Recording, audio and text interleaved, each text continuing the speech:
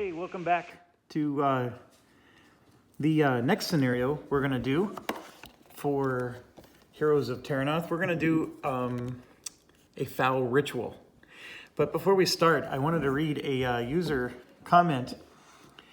Two things annoyed me in this video. Number one, you were touching cards that had not been sleeved. My God, man. Number two, can FFG seriously not make all the cards normal size? Why is there a mini deck? Total joke. Before anybody beats up on the, he's just kidding. He's kidding about everything. He's having good fun. That said, I'm going to get it as it links nice with Descent and Runebound. Plus, it looks good. But those mini cards annoy me so much. P.S. You're such a tease with not showing those villains and monster decks off. So this was Ivor Stefan 3 hours ago, in fact. So Ivor, I got your message loud and clear. And so in response to touching the unsleeved cards, I have sleeved almost all of them now. However, these ones won't ever be sleeved because I never have to shuffle them. So touch, touch, touch. And then as far as me being a tease, for this video, I'm going to make sure I show some skin. There you go. How's that? I'm really teasing it up now. Anyways, thank you for letting me have some fun.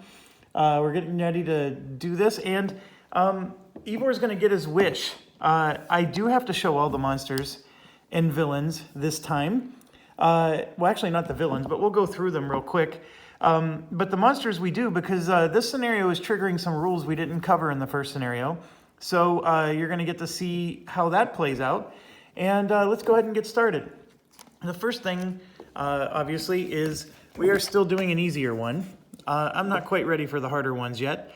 I'm still getting used to it. I feel like I don't use the aid action long enough, and I get caught up in killing the monsters and not doing the objective. So we're using Rita Wallace. That's the first thing. And so instead of Splig, we're going to find Rita. And so just going through a little slowly, where you can pause anytime you need. This is, of course, the one we're going to use. We have Raya Wainhart, Belthier, that's one I recognize very much, the Caretaker, Axel, and Valindra, the classic one there. So anyways, we're going to use Rita on this one. So we're going to set that aside. Now, what is it that I was saying about the rules? Well, we have to obviously set up the scenario. This is easy. You do the base Dungeon and Darkness. Dungeon and Darkness, by the way, are new, but the base is not. So as you can see, we got base Dungeon and Darkness, and you know, just give it a good shuffle. I had already shuffled it a little bit before we started. That's not quite new. So this is set up, and I'm going to set this aside, and I am dedicating right now that I'm not going to forget to draw these cards. And moving on, the location deck. Now this is the part where we really are touching the rules. First of all, there's a special setup instruction that we're only allowed to use ruins. Okay, that's an important first clue. And the second one is it'll say something like one trivial location, one challenging, and then this one says Cultist Sanctum. So this is where the game gets a little more random and not quite as repetitive. So that first scenario, everything was hard-coded, right? You're always going to have these locations. You're always going to have, you know, these monsters. That's not true with this one. So I'm already liking this game a little bit more because of this. But let me explain what this means. So first of all, the Cultist Sanctum one is easy. There is a location called Cultist Sanctum. And so that will be at the bottom of the deck. And I'll just set it over here. So this will be the last location. Because remember, these cards are going to go on top. What it says, though, is I need a trivial and a challenging. And you might remember from the last video that here's your difficulty here. There's formidable, challenging, and trivial. So the gremlins are the trivial, the ogres are the challenging. Okay? So obviously, when you go through your location deck, some of them will say ruin, and it said that we're only allowed to use ruins. But these are all the formidable ones, so those are out. I'm just showing them just to show them, to make Ivor happy there. So anyways, we got that. But here we go. We got 2 trivial ones. So no matter how many times we play this scenario, at this point with no expansions, and you know FFG is going to have some, but at this point there's only 2 I can choose from. So I'm just going to shuffle them, and then I'm going to sit them down so I forget which ones are which. And then here, again, with the challenging, there's 2 of them we can choose from. And I'm going to shuffle and sit them down and forget which one's which. And I'll take this one and that one. And so these 2 will be out of the game. I won't peek at them. Not that it's going to matter, because it's not like I played this game that much.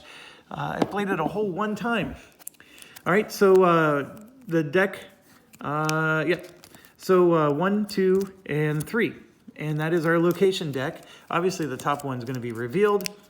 And so I also, for video purposes, I set up a new table format here. The card for our scenario is still going to go in the middle of the table. And I'm going to just zoom out here. I put all 4 heroes on the left side so we can see them a little bit easier. And then the shadow will be on the right side, and then the location and whatnot will be on the top. And then we'll roll dice here.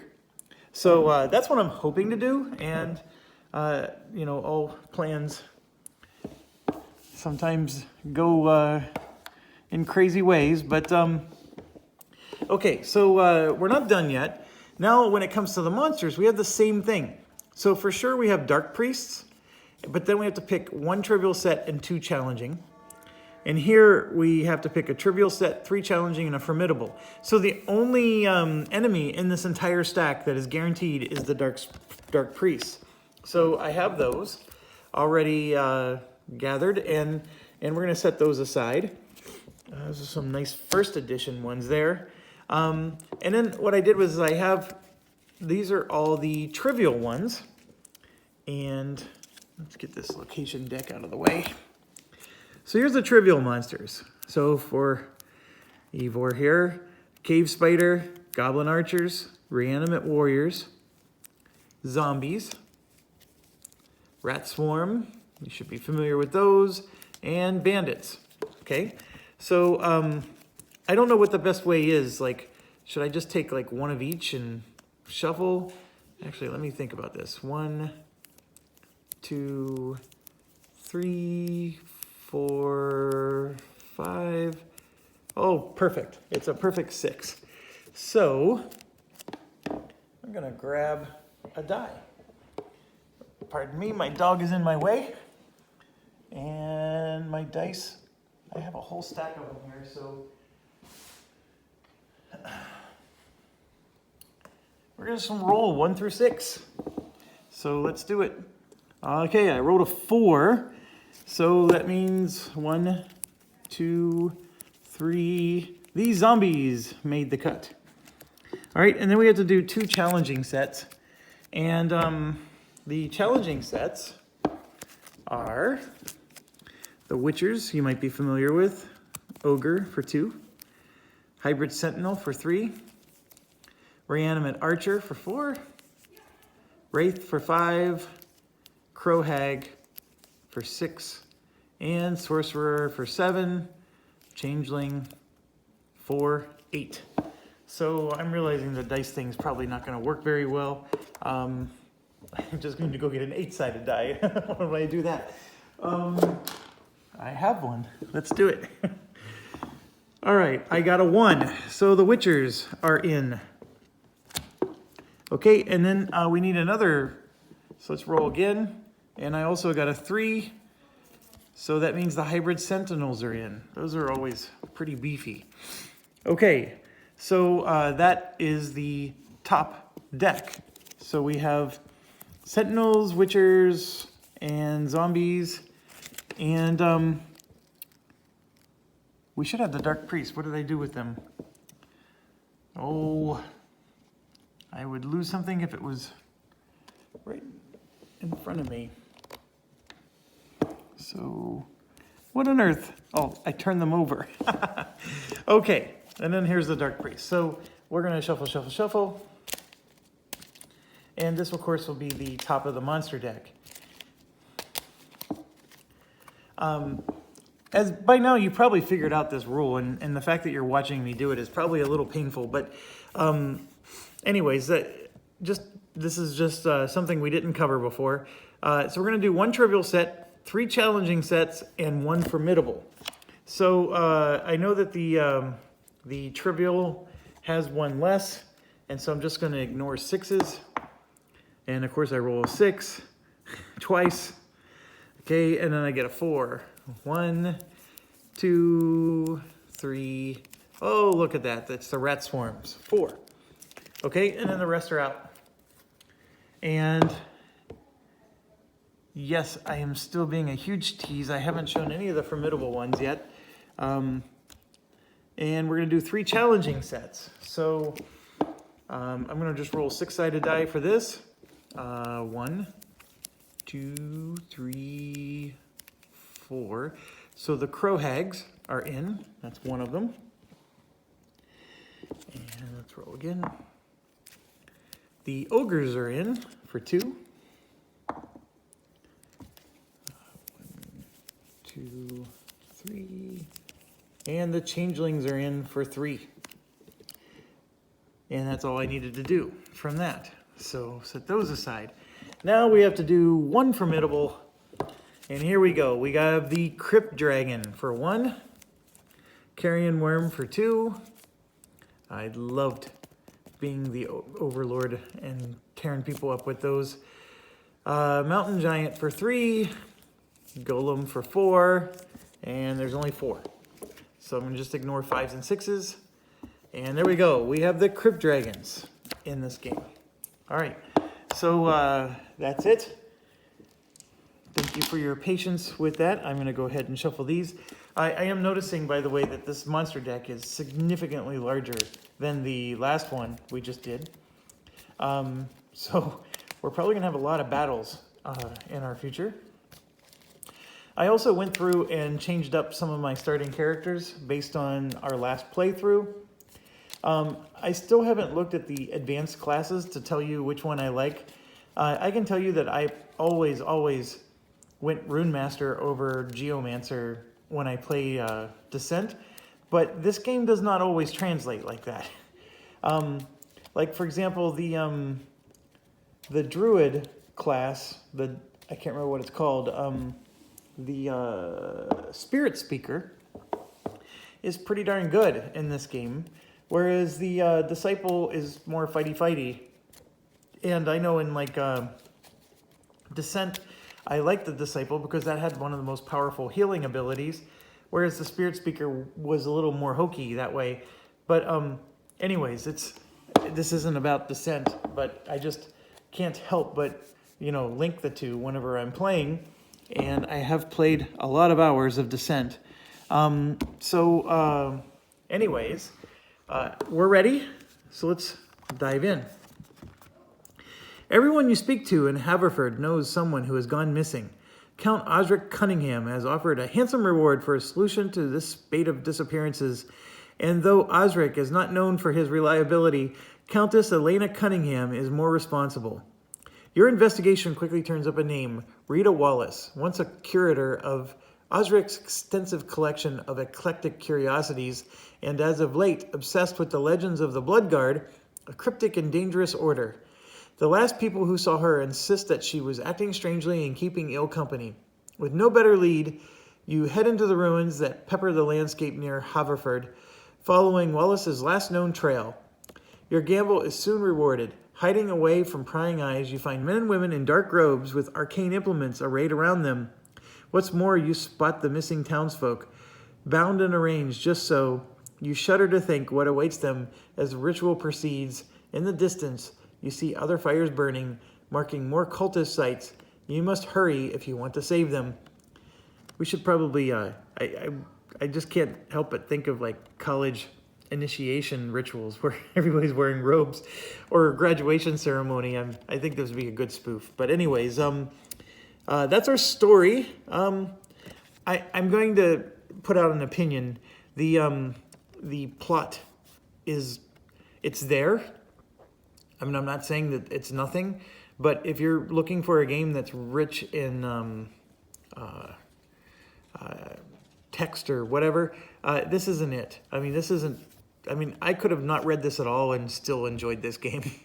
I do appreciate that it's got a lot of tie-in because the Terrinoth universe is something I enjoy. So from that perspective, I'm getting enjoyment out of it. But this is not a very deep, if that's the enrichment you're looking for, this is the wrong game for you.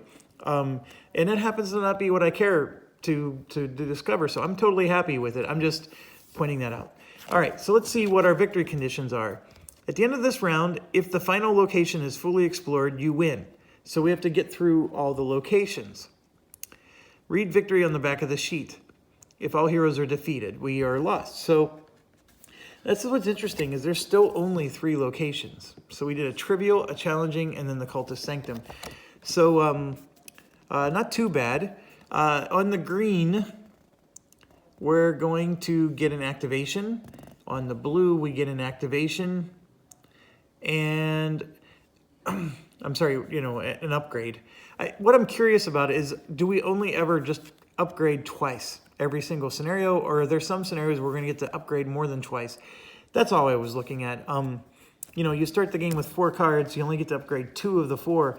So there's a little bit of a planning element to this game that I confess to you I haven't done off camera because I'm so busy doing life things, and I start recording at the moment I can.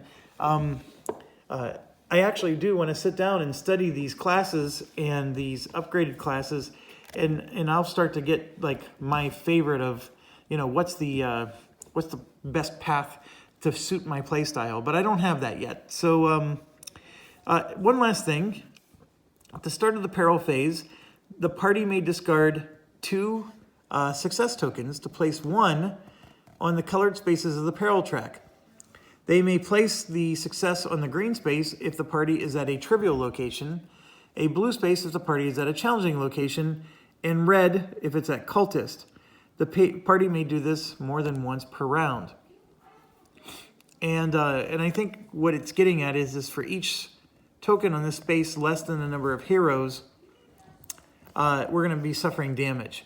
So we want to get tokens on these to avoid suffering damage. So we're going to have to do aid actions to get these tokens out. And we can discard 2 to place 1 on the peril track. So it's not too awful exciting, but it's something. Okay, so let's put this down and let's get started. So we'll put that there. The classes. Obviously, we're always starting at basic class, so the class doesn't matter. But I switched from Sindriel to Krutzbeck. Krutzbeck is not my favorite in the other games. He tends to be, doesn't care about his armor at all. But in this one, I actually thought this was awesome. After he resolves an attack action, if he defeats an enemy, we get to damage another one. That if he's got more than one engaged to him, of course. So I like it. I think Sindriel's ability to reroll might be a little bit better, but I am trying to change it up. I changed to Astara. Sorry about that. Astara has the ability to exhaust one of her cards at the end of every hero's turn. So she can do this 4 times around, basically. And then she can add a progress to the location.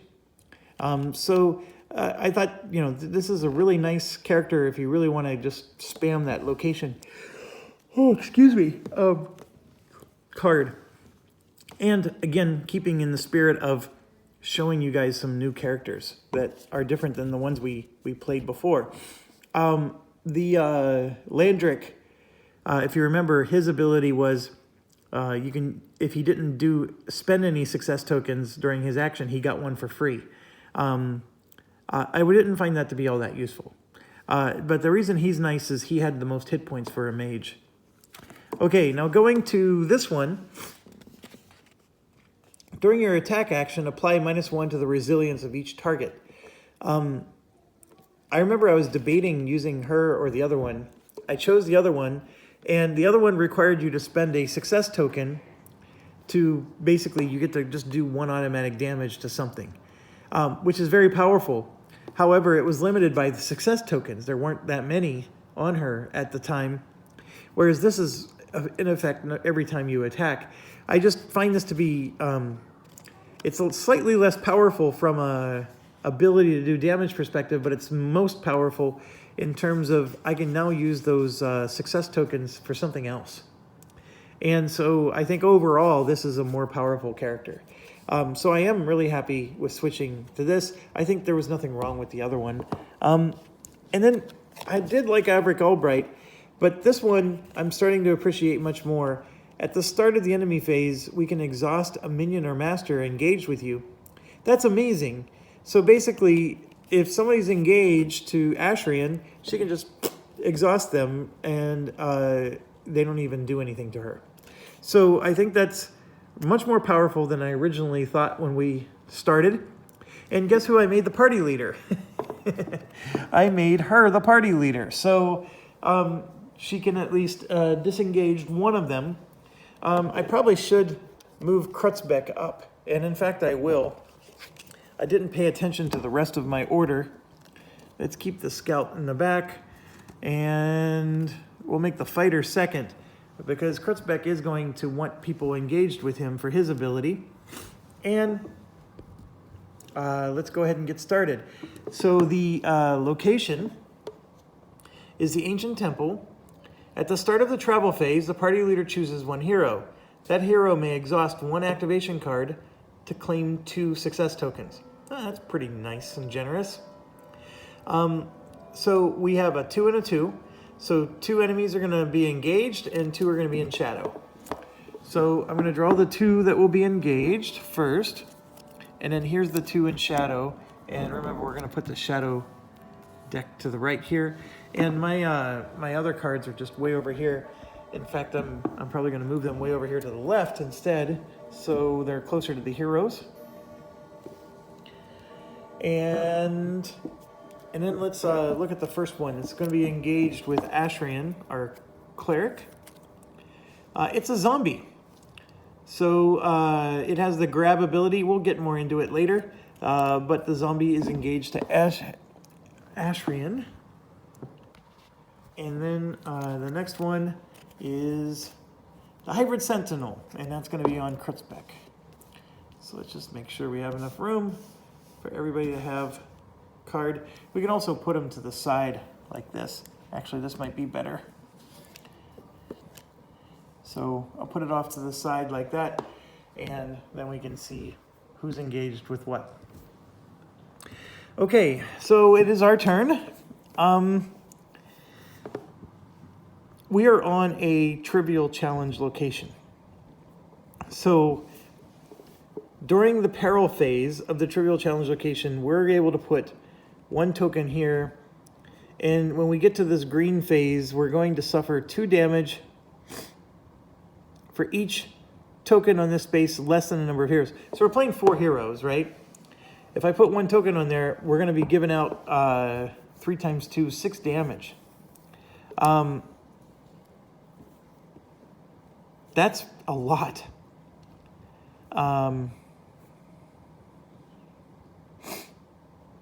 That's a lot of damage. So can I get 2 of them on there? I think the answer is yes. But what's interesting is when we go to the next one, the blue, let me make this so it's easier for you to read. For each token on this space less than number of heroes, the party leader chooses a hero and spawns 1 enemy engaged. So they're getting progressively worse. And then, of course, here, you need to get a token on the red one. So here's what I'm trying to get at. We only need 5 progress to move to the next location. We only have to get to the final location to win the game, right? We don't even have to defeat the boss, which is crazy. However, the part I'm strategizing about is it better to put tokens on this green one, or do we blast through the green one before we even get to this first phase? Like, let's blast through the green one now.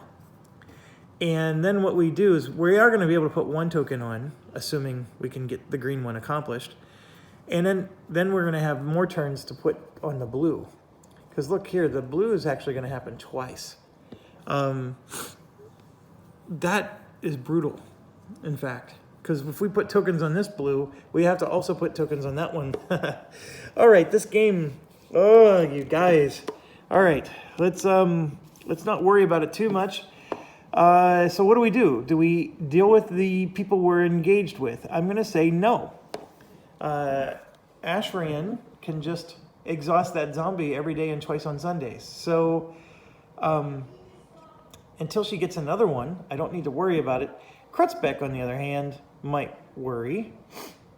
So what is our healer going to do? I think what she's going to do is aid. Or we could explore. I actually don't mind it. The aid heals people, so maybe we want to hold on to that. Let's explore. We're going to forage. And because of my habits, my very bad habits, I'm drawing that exploration card right now. Okay, so it's an event.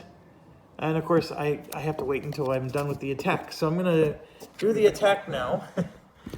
Sorry, I just bumped the camera. And of course, they still roll off the screen. So I have 3 successes. And it's not an attack, it's an explore. 3 successes, and I am going to get hit. So the zombies are going to do 1 damage. So let's get 1 damage onto Ashran. And it's on like so. And then we got 3 successes. So I'm going to put 3 successes on. Everything is just off camera. 3 successes on the location. And then, of course, that's exhausted. So I need to scoot these over a little bit. Okay. So leaving that zombie there every day and twice on Sundays just led to 1 damage. It's probably not the best thing in the world to do. Okay, so now let's resolve this. Either discard 2 success or suffer 2 damage. So we have no choice but to suffer 2 damage. So that 1 becomes a 3. All right, so bad ominous start, but let's keep going. We're on Krutzbeck.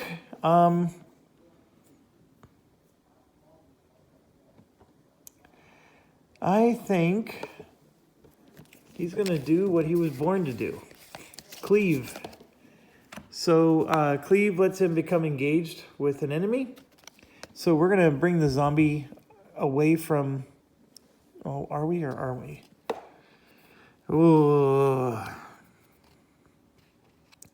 Yeah, we're going to do that. We're going to bring the zombie away, and we're going to do 2 attack, and then before resolving this action, we target up to 2 enemies. It's going to be those 2, and it's only 2 attack dice, so it's not that awful much. And so let's roll. We are going to get a damage. We have a shield and a success, and there's a second success. 4 successes. Okay, so 4 successes and a shield, and they're going to damage me. Remember, when you have 2 choices, it's always the most. So 2 damage is going to happen to Krutzbeck. He's going to block 1 of them, so he takes 1 damage. And then we did 4 successes, so we're going to do 4 damage to them. The zombie has 1 resilience here, so that takes 2 damage to kill. So we will do that. Zombie is dead after 2 hits. And then because of Krutzbeck's ability, it causes 1 hit on the Hybrid Sentinel. All right, so then we can do 2 more damage to the Hybrid Sentinel, but the problem is he has a shield, or see that armor there, it's a 2. So he rolls that black die, and he's pretty tough. So even though I had 4 successes, the final 2 successes don't help me. So this ability of him being able to do an automatic damage actually was really good, because we got this guy halfway dead. Otherwise, we wouldn't have done any damage at all. Now, technically, some of you might be screaming right now, you idiot. I heard you. I had 4 successes, so guess what? 1, 2, 3, 4. I killed the hybrid sentinel, and my special ability lets me do 1 damage to something else. I killed both of them. What kind of fool? See, I did that to test all of you, to see how good you are at this game. And you passed with flying colors, and if you didn't, nobody's going to notice. So, anyways, there you go. Krutzbeck was able to kill both of them with his ability. You just had to change the order you applied your damage. Okay, so now we're moving on, and we are on Astara, and I think, so we do need to do an aid. If we don't do an aid, we're not going to be able to put any tokens on the board. So let's look at her aid. Target hero may activate or ready a card. And if I exhaust another activation, the target hero can claim 1. I don't know how important that is.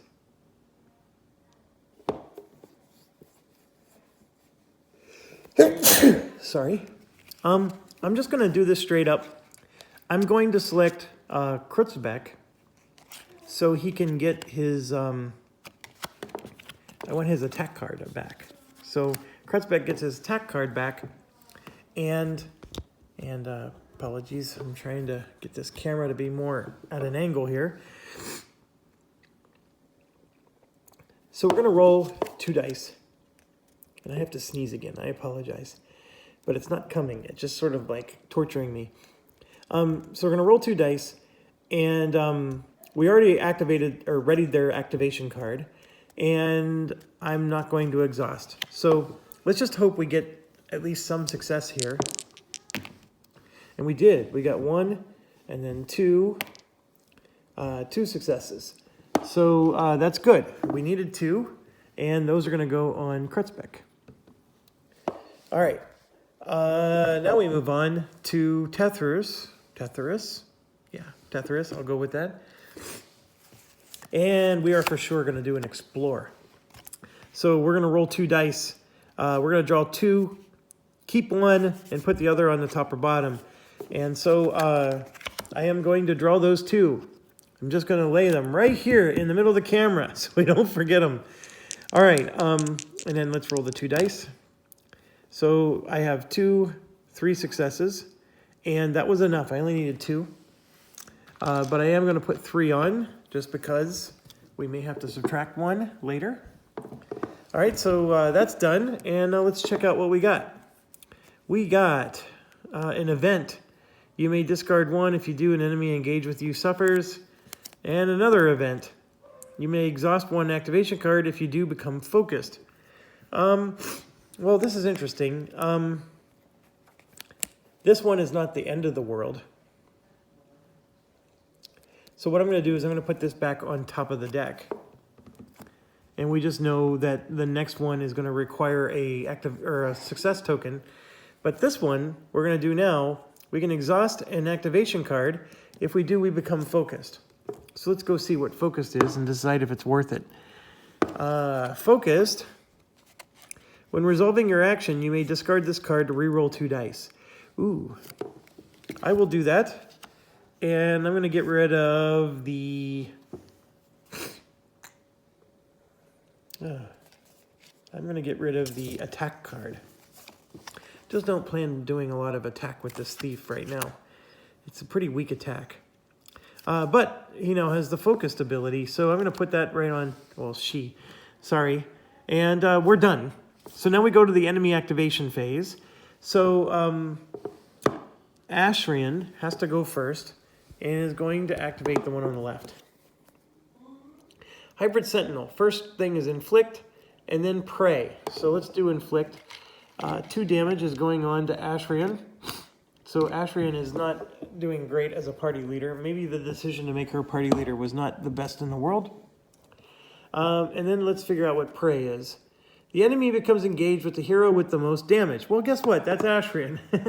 So I'm just going to go put that over next to her. And then Krutzbeck is going to grab this one.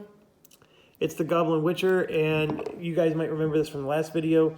He doesn't do either of these, but he will inflict 1 damage, and he stays in shadows, and that 1 damage goes on to Kritzbeck. We now go to the Peril phase, and that's the phase where we just simply move this one to the right, and we're going to discard 2 of these to put 1 token on the green. So we will have at least 1 there. And now we're on the travel phase.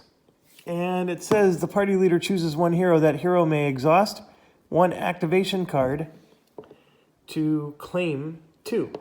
And I'm going to do that. I'm going to exhaust the aid card from Kritzbeck. Where am I?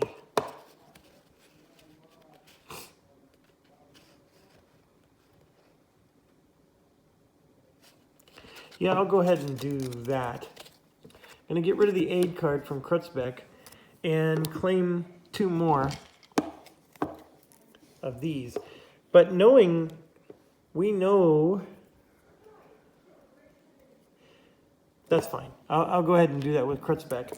I was contemplating that we know what the top of this card does, and they need a token. But I'm not going to worry about it too much. We are going to move on to the next location. So I'm going to do that, and as the rules say, these go away. And then even though this guy's in the shadows and we knew who he was, he's discarded. So he's discarded, but that sentinel stays with us. So the engaged ones stay. And then we reveal the next one. And you can see here that it's going to spawn 2 and 3 more in the shadows. At the end of the travel phase, each hero with at least 1 exhausted activation card either exhausts another activation card or suffers a damage. Ooh. Such brutal. Okay, so, I didn't mean to reveal it. 1, 2, 3. And the first one is going to Ashran. So Ashran now has a zombie and a sentinel. And then the second one is going to be the Dark Priest, and it goes on Kritzbeck. Okay, so that's where we stand. And Ashrian, because we successfully traveled, is going to move the party leader token to Kritzbeck. Now, one thing I need to look up in the rules is, does that happen before we spawn the cards from here or after? So would, for example, we put the zombie on Ashrian and then the Dark Priest came onto Kritzbeck. It's either that or the zombie goes on Kritzbeck and then the Dark Priest goes on to Astara there, our mage. So I actually don't remember.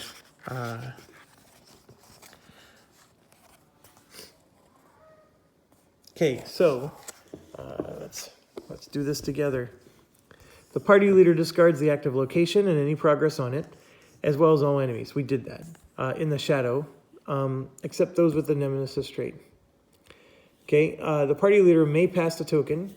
The party leader draws. Okay, so we pass the token first and then we draw.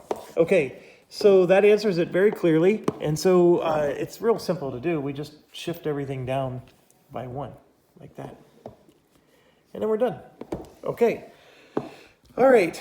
So we have Ashri in here. It's her turn. And she's got 5 damage on her. So let's figure out what she can do. She can obviously clobber, which is not bad. She gets to claim something. She can rest, which will heal herself a little bit. Or she can do field medicine, and she can do this on herself. She doesn't have to do this on someone else. And then that'll give her some tokens, and she can ready an activation card. I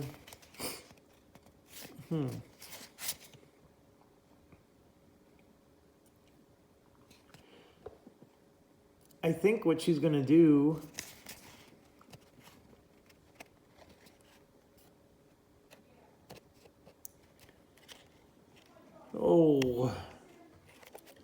I think we're going to clobber. And my logic being is she's not the party leader anymore, so I don't think she's going to take as much damage as she has been taken.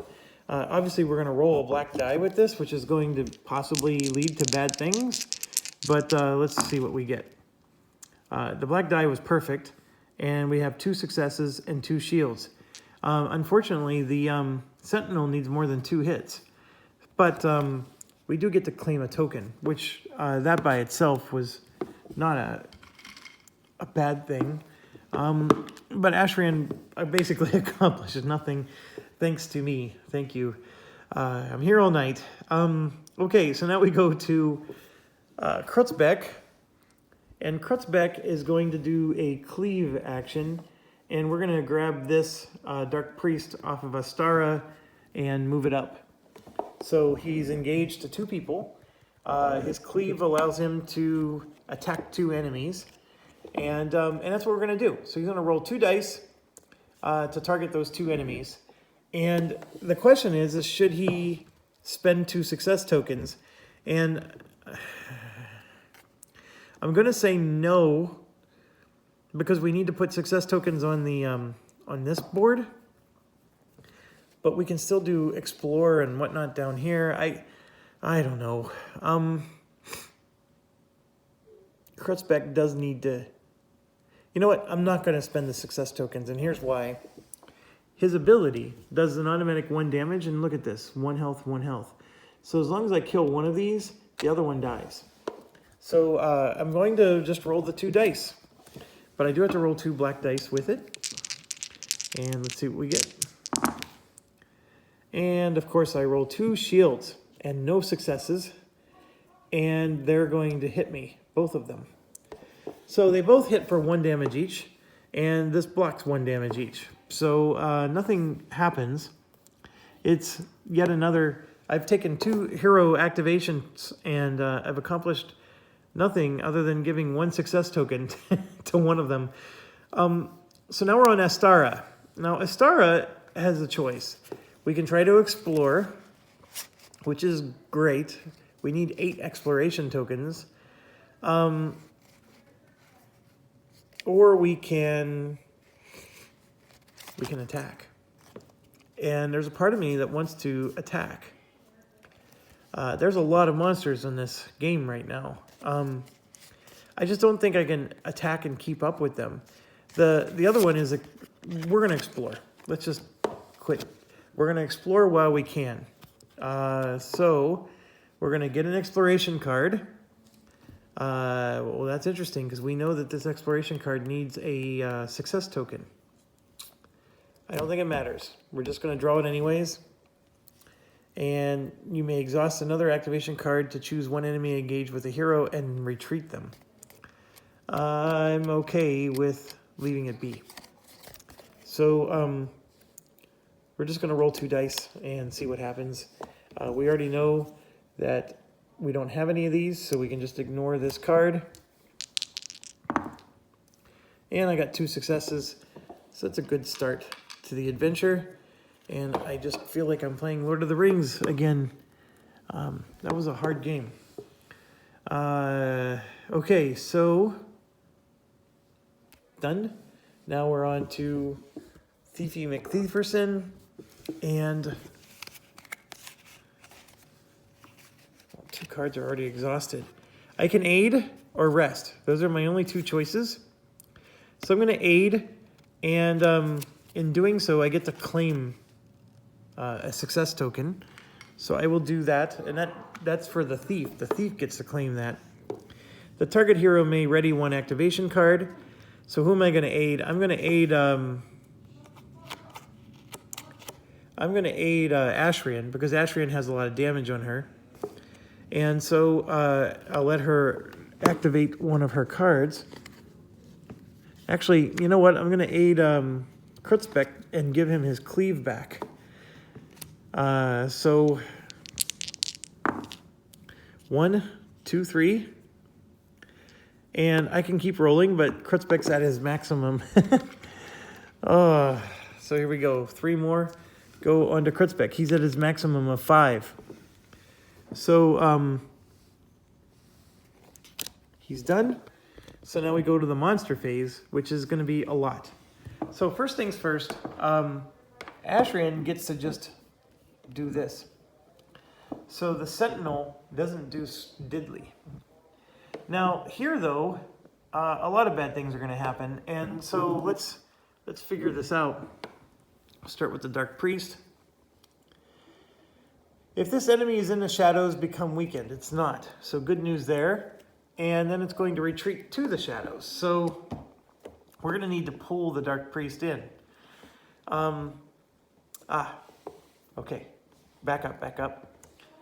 No, he is the party leader. Never mind. I was going to say the party leader needs to go first. Okay, grab. If this enemy is engaged with you, exhaust one activation card.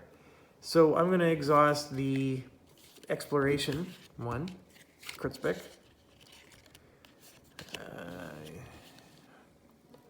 He's going to advance. Well, he's already with you.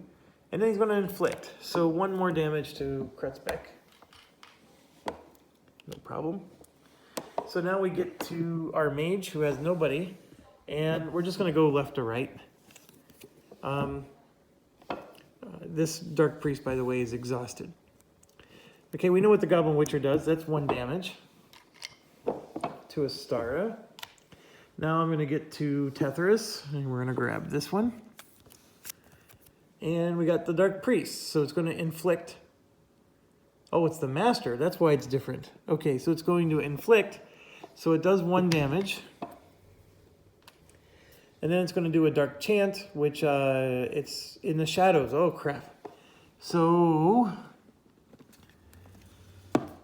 weakened is at the start of your activation. If all of your activation cards are ready, discard this card.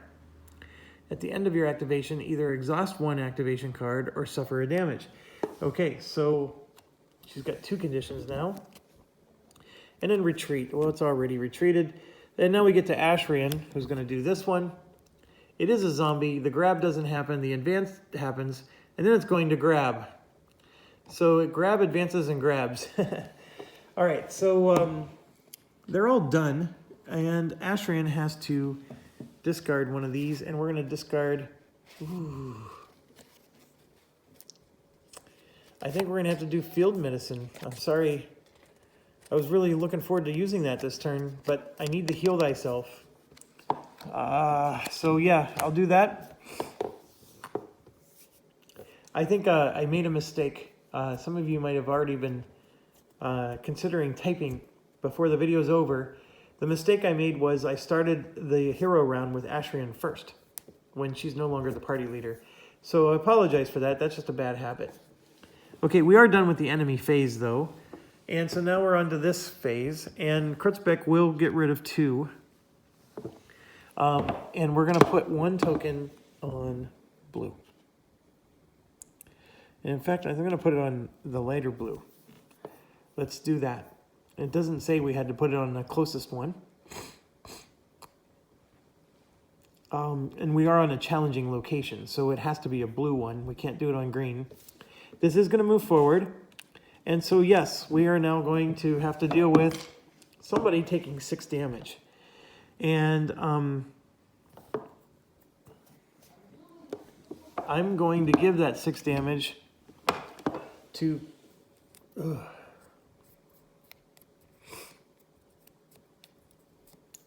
I don't know who to give the 6 damage to, but I'm going to give it to, I believe, Kritzbeck.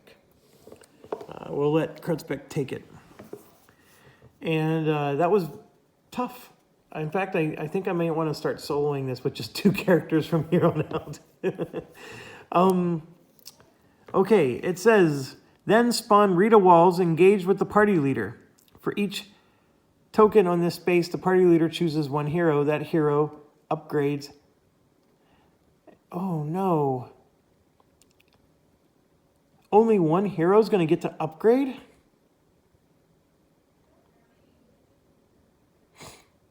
That's awful. I don't like this scenario at all. Okay, so she's going to go on Kritzbeck. And what it's saying is that for each token on this space, The party leader chooses a hero, and that hero upgrades an act. There was only one token on the space, so only one hero is going to... So I don't have the enough knowledge of these advanced classes to tell you which of the 4 is the best one. Like, I've been just chomping at the bit to get, the thief class or the whatever. I just don't know, but I think I'm going to consider this Skullcracker. Before resolving this action, you may target 3 enemies. You may suffer 1 to reroll a die. Ooh, maybe Berserker's not what I want to do.